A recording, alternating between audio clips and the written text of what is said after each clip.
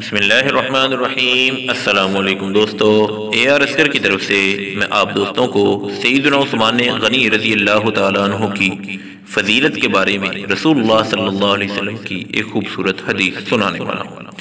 سیدنا عثمان رضی اللہ تعالیٰ عنہ حق و ہدایت پر۔ سیدنا مرہ بن کعب رضی اللہ تعالیٰ عنہ بیان کرتے ہیں کہ میں نے رسول اللہ صلی اللہ علیہ وسلم کو ایک فتنے کا ذکر کرتے اور اس کے وقوع کو قریب بتلاتے ہوئے سنا۔ اسی دوران وہاں سے ایک آدمی کپڑا اوڑے ہوئے گزرا تو آپ صلی اللہ علیہ وسلم نے فرمایا، یہ آدمی اور اس کے ساتھی اس دن حق اور ہدایت پر ہوں گے۔ میں نے کہا، یہ آدمی اللہ کے رسول صلی اللہ علیہ وسلم؟ آپ صلی اللہ علیہ وسلم نے فرمایا، یہی۔ میں اٹھ کر اس کی طرف گیا تو وہ سیدنا عثمان رضی اللہ تعالی عنہ تھے۔